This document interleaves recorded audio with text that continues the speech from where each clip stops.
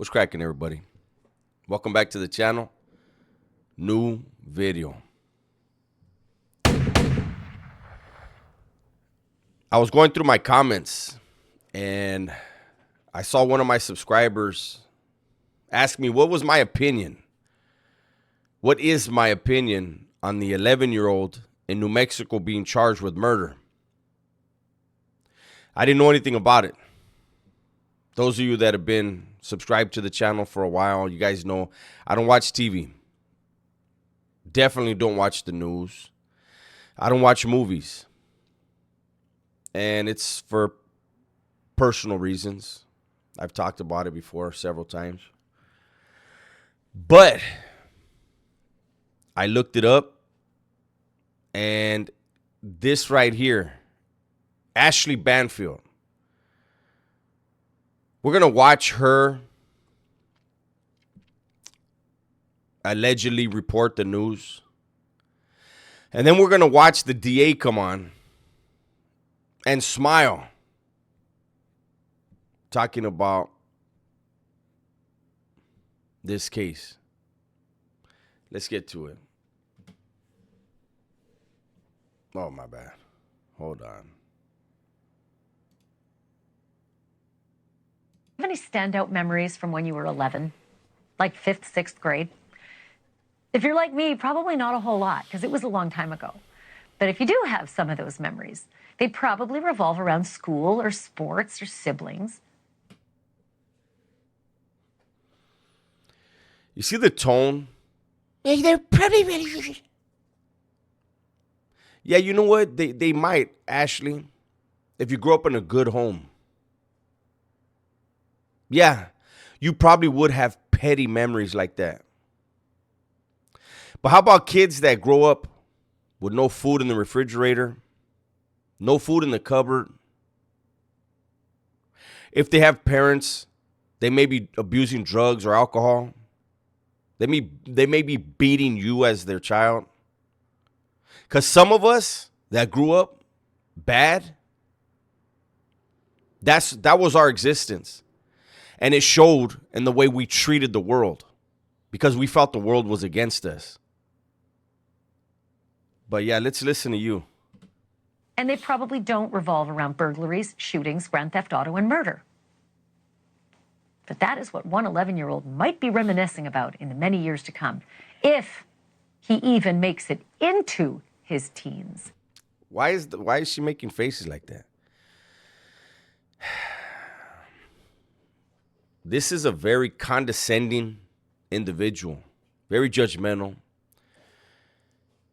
And I'm pretty surprised because this is someone who's allegedly a liberal. I want you guys to just pay attention to this reporting.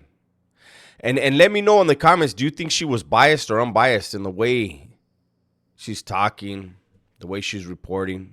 Let me see. Can I get these captions off? I don't need no damn captions. We can hear her fine.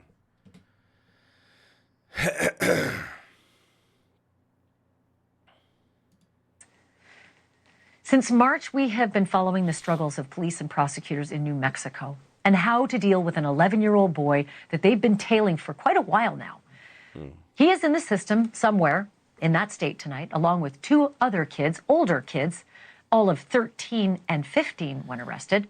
Let me stop there. And for those of you that get upset when I pause stuff, my bad. But did you see how she said, what was it, since April? Oh, my God. They've been following him since April, and he's 11 years old. And as we hear the case, the 11-year-old that they're going to be talking about, they're going to talk about all of them. But the 11-year-old has, for an 11-year-old, a lengthy criminal history. Do you guys think that this kid started doing bad stuff just when he was 10 and 11 years old? You think that? No, there's probably been a pattern of it, right? And, hey, look, I feel for New Mexico. I feel for any state where juveniles are acting up. But when are we going to start realizing that maybe we start trying to get help for the kids that we can identify at a very young age? Hey, this kid's struggling. This kid's lashing out. And we try to figure out why that kid's lashing out and try to help that kid before they end up in this type of case. But no, let Ashley Banfield tell you, it's been a problem since April, when somebody unfortunately was killed. They were hauled in for the violent death of 63-year-old nuclear physicist Scott Habermill. This happened about a year ago at 4:30 in the morning. Scott was on his way to work at the Sandia National Laboratory, and he was riding his bike. The kids were behind him in a stolen car, and one of them was filming on his phone from the back seat. I can't play music. I can filter it. You guys recording it? Yeah.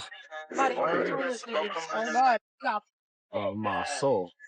You ready to start farming it? Hurry up, start. Hurry. They gonna hit him hella fast. Just bump him, bruh. Like, you like welded? So the dude in the backseat said, don't hit him hella fast. Did you see the translation? We're going to hit him hella fast. Not what he said. Let's go back.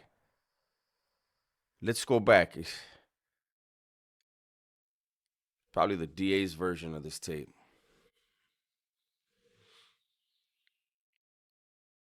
Back seat. Are you guys recording it? Yeah. Buddy, record this nigga. Oh God, stop. Oh, my soul. You ready to start farming it? Hurry up, start. Hurry. They gonna hit him hella fast. You see how they put right there, you're going to hit him hella fast? He said, don't hit him hella fast. And then he tells him, hit him at and then he'll go at the speed. Just bump him, bruh. Like, you like. Just bump him, bruh. These are kids. Stupid kids doing stupid shit. But you see how it says, you gonna hit him? That's not what he says, man. This is irresponsible. When you have media outlets putting up stuff, don't put your interpretation. We can hear it. That wouldn't be you can't admit this in court and then have somebody fucking putting captions on there. That's grounds for appeal immediately. Like welded? Yeah, just bump him. Go like 15, 20.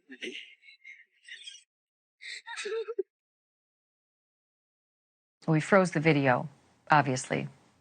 You don't really want to play a man's murder on television. But you can bet what happened next. They didn't just bump him. They ran him right over.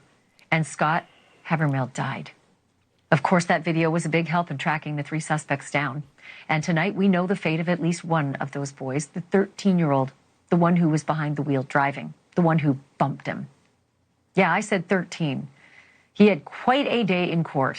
It was not a trial, because that child, Jonathan Overbay, pleaded guilty to second-degree murder. He also pleaded to leaving the scene of an accident and illegally having a gun. His lawyers struck a deal for him, under which he will stay locked up until he is 21 years old. If you do the math, that is 8 years from now. But you know what else happens at these kinds of deal makings? Sentencings. And you know what happens when people are sentenced? Victims' loved ones have their say. Here is Scott Habermill's broken-hearted wife, Jamie. I'm in survival mode, so I feel none of this for the perpetrators of this crime. I go through day to day just hoping to make it through yet another day, and I don't have the ability to feel sympathy, empathy, or compassion for any of the 3 that put me in this place. And that's understandable. These kids had no right to take her husband's life. And she doesn't have to understand at this moment, especially, she doesn't have to understand that these were obviously kids that are going through some stuff at home. It's 4 something in the morning, and these 3 kids are in a stolen ride. One of them brandishing a gun. So this wife is not going to ask, where are the parents? Where are the authority figures, or parental figures, excuse me, in these kids' lives? She's hurting. She's angry. And she's justifiable in those feelings. But this reporter, Ashley Banfield, why is she so upset? Let's keep watching. So if they're seeking my forgiveness, they also will not receive that. It's not mine to give. The person that could give it is no longer able to because he's dead. And they will have to find their forgiveness somewhere else. It will not come from me. When the news broke in March, it did not bring relief or closure. Instead, it reopened wounds that had barely begun to heal. The revelation that the crash was no accident, it was premeditated murder, brought new pain, anger, confusion, more questions. Why did this happen? How could a human being be capable of taking an innocent cyclist, Scott's, life? Again, this is someone who was friends with the victim. And so I get the hurt, the anger, the confusion. But from anyone else, man, I think it's, you know what, I'm doing it. We got to ask what's going on in these kids' lives. And then we got to ask, why is it, look, I've spoken to people about this. People that have asked me, you know, I've said before, those of you guys that don't know, you know, I was convicted for murder, second-degree murder. Caught up a case when I was 19, was convicted at 20, got 20 years to life, did over 24 years. When I got out, I've spoken at juvenile halls, continuation schools, Catholic schools, colleges, universities. I've spoken in private with people, and I've made it clear, if we want to really make a change, identify these kids. Identify them before they're teenagers, and you have a shot. You have a chance. Teachers know who in their class is acting out. And when they ask for a parent meeting, you see who shows up and who doesn't show up. And then that's when we need to figure out, how do we help these kids? Because the old saying is corny, cliche, whatever you want to call it as it is, it does take a whole damn village to raise a kid. But you don't hear that in the voice of Ashley Banfield. You're not going to hear it from the DA. I understand victims. And also, I want to point out, because it was loud in my ear because I've been through this type of stuff. Ashley Banfield said, and what happens at the sentencing? And she said, you also get to hear the loved ones. And let's hear the heartbreak of the wife. Well, you know what? Some of these kids have someone in their family, whether it's immediate or an aunt or an uncle or cousin or something that love these kids, and they're heartbroken too. They weren't in that damn car, but they lost their loved one too to the system. We are left to contemplate questions that will never have an answer. I'm deeply sorry for your loss. I pray for you. There it is. This is someone related to one of the kids that did this. And she's heartbroken too. Guys to yell, and I know that there's no excuse for what has happened. Sorry. I can't imagine what you're going through right now, and please just know that me and my son are ready to face the consequences for his actions. It's really So, 8 years. 8 years for the boy who was driving that stolen car and killed a respected scientist. What about the other two kids? The kid in the backseat who made that video is William Garcia. He was 15. Now he's 16. And prosecutors decided to charge him as an adult. And he is in jail, pending trial, no bail allowed. You won't be going home to mom. The boy in the front passenger seat, the one who was waving the gun, he is the 11-year-old Messiah Hayes. In a better world, Messiah should be in about 5th grade, dreaming about his first crush, maybe a soccer game. But instead, he is in legal limbo. And tonight, he's not charged with this crime. And that is because the law in New Mexico prohibits detaining or prosecuting anyone under the age of 12. Good. Good.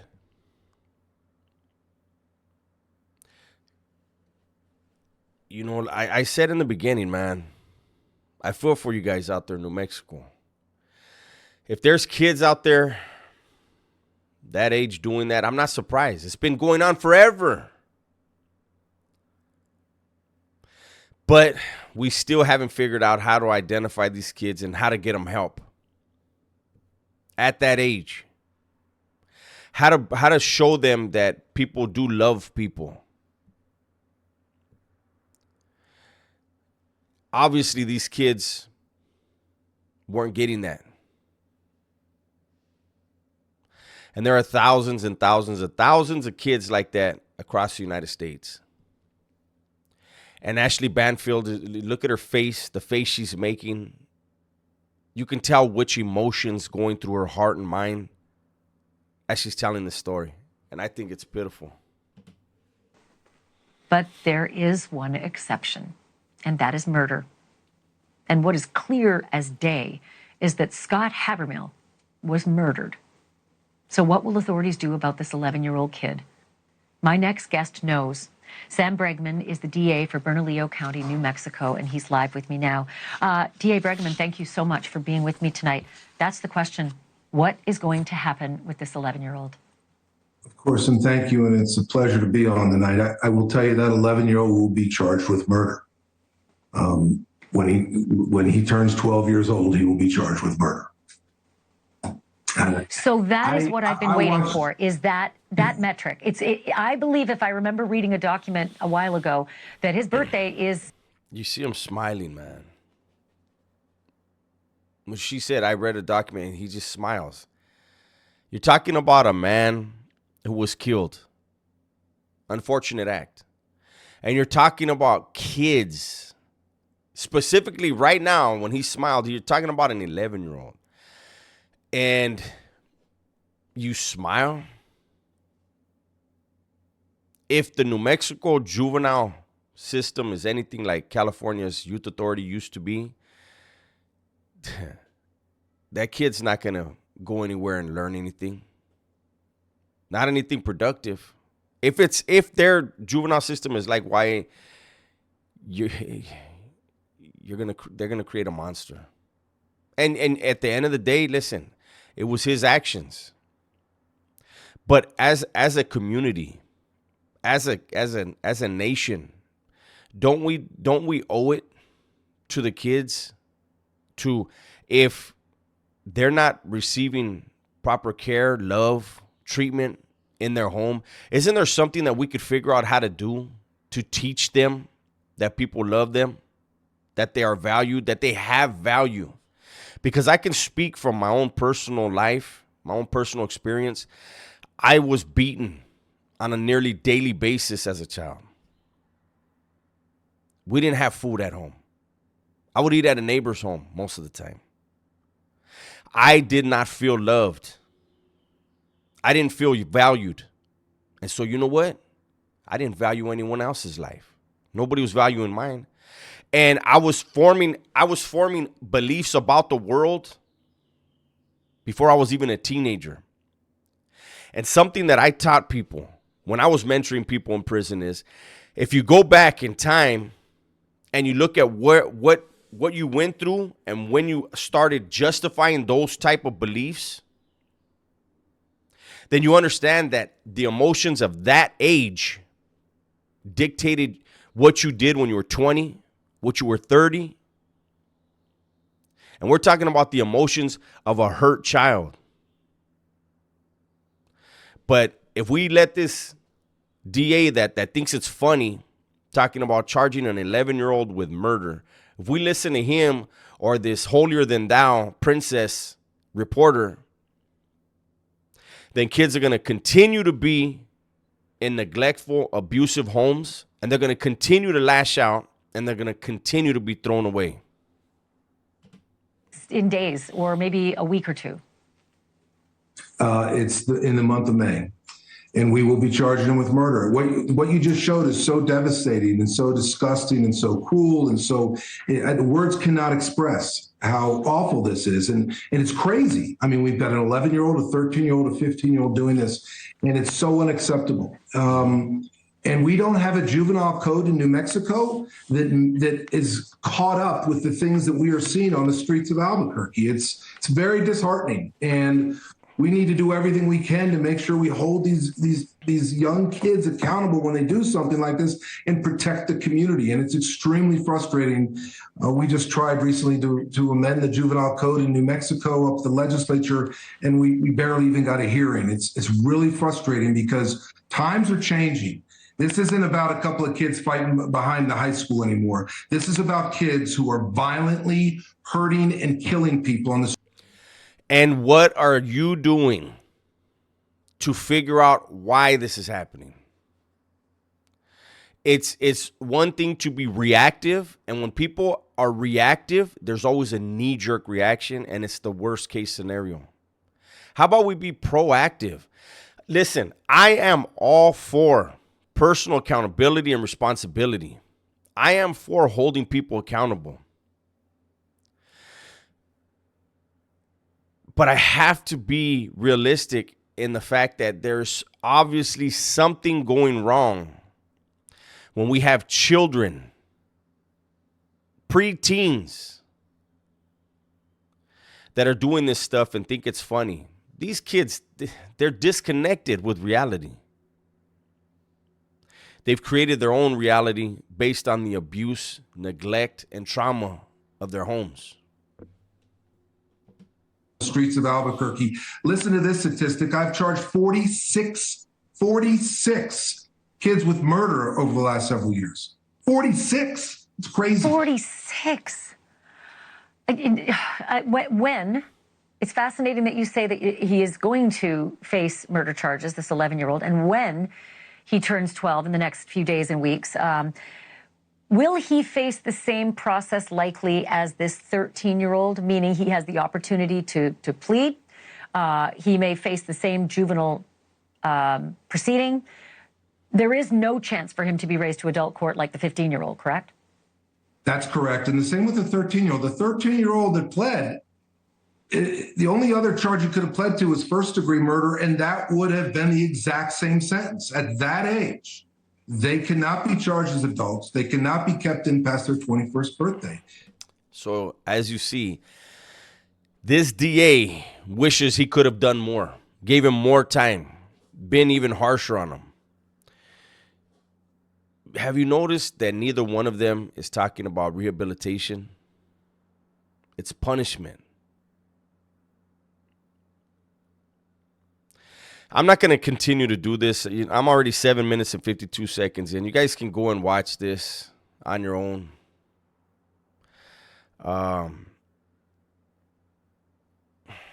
These kids, I don't know anything about the New Mexico juvenile system. I keep saying it. And people and subscribers and people that see this video, if you're from New Mexico and you've been through the system, you can educate us in the comment section and we can get, some discussions going on there, and maybe we bring this back up if that's what you guys want.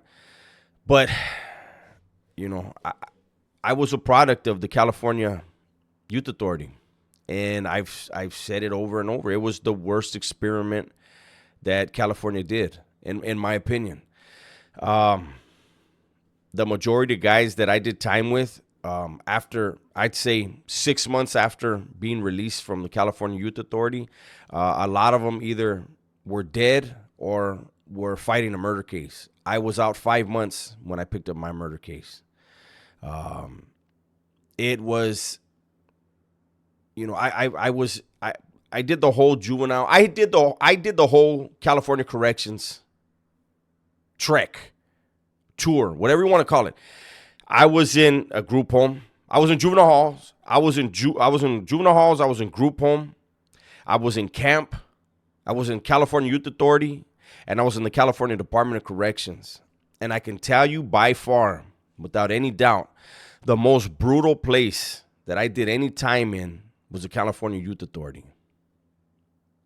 There were things done in there that would not ever be allowed in the California Department of Corrections. It was a different type of brutality. Obviously, there's more murders in the California Department of Corrections, but there were murders in the California Youth Authority. But the sheer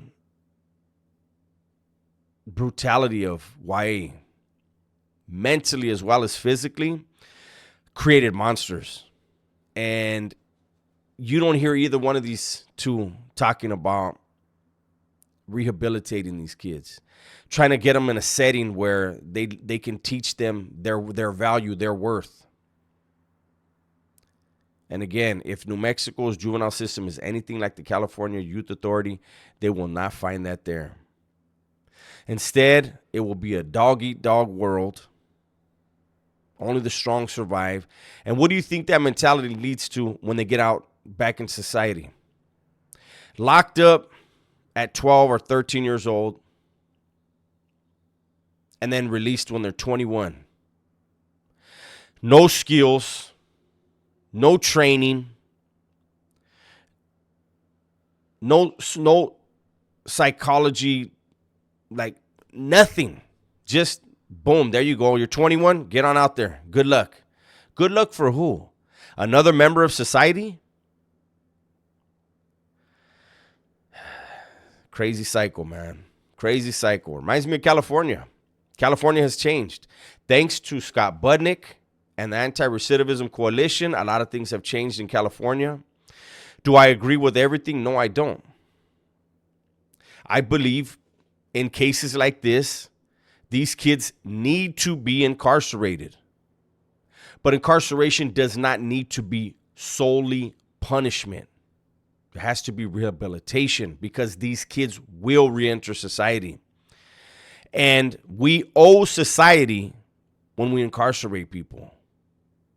That's my video for today, man. Hopefully you guys enjoyed it. Everybody, please be safe, be smart, and tell the ones you love that you love them, man. I'm out of here.